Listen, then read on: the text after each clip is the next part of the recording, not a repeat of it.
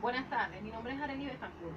Vamos a hablarle un poquito sobre los factores físicos que intervienen en el ecosistema, en la biodiversidad y todo eso. Primero que nada es muy importante saber qué es un ecosistema. El ecosistema son medios físicos más seres vivos.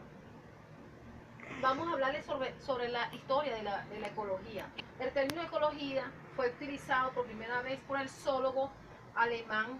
Sin embargo, esta ciencia tiene sus orígenes en otras ciencias como son la biología, la geología y la evolución, entre otras.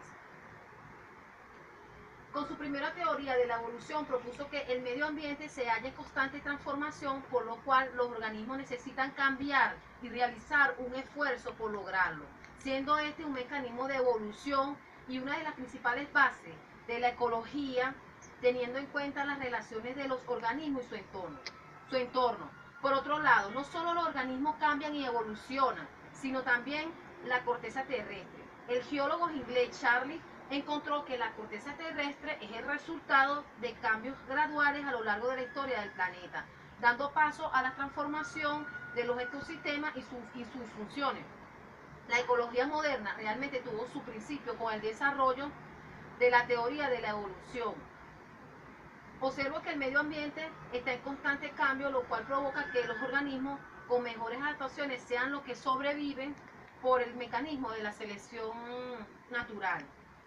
En la tercera década del siglo XX comienzan las primeras concepciones de la sinocología o ecología de comunidades, donde el concepto de comunidad, donde el nivel jerárquico superior de organización se incluye en distintas poblaciones interactuando en su entorno. Sin embargo, este concepto, apegado al origen biológico de la ecología, una vez más era disociado de los organismos que lo definían.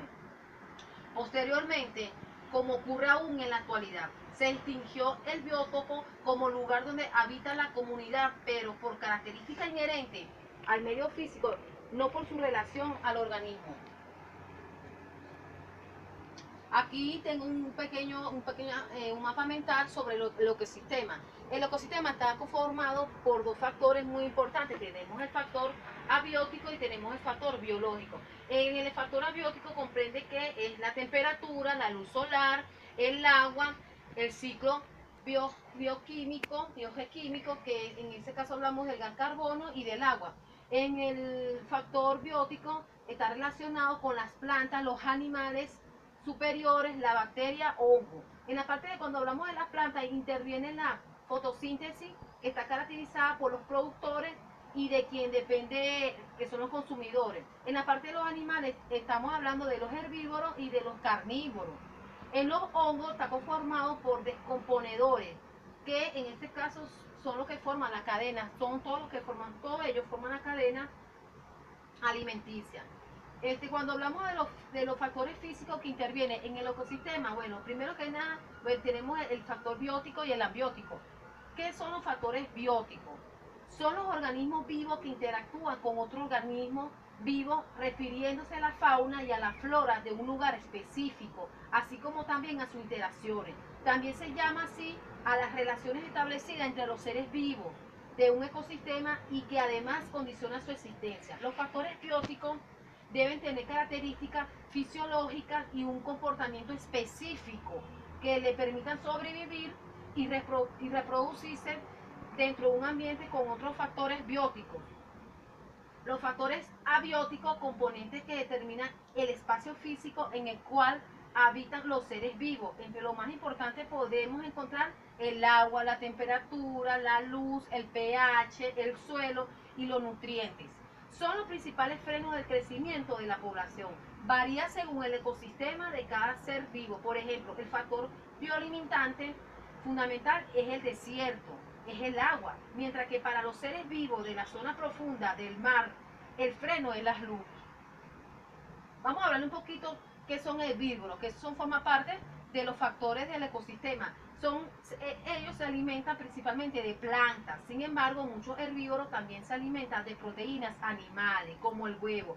Los humanos que no comen carne no son considerados herbívoros, sino vegetarianos. En la cadena trófica, los herbívoros son los consumidores primarios El grupo más importante de los mamíferos herbívoros lo forman los rumiantes, aquellos animales que digieren los alimentos en dos etapas. Primero lo que consumen y luego realizan la rumia. Esta consiste en regurgitar el material semidigerido y volverlo a masticar para deshacerlo y agregarle saliva. Su mandíbula les permite hacer movimientos laterales para poder triturar y ensalivar los alimentos.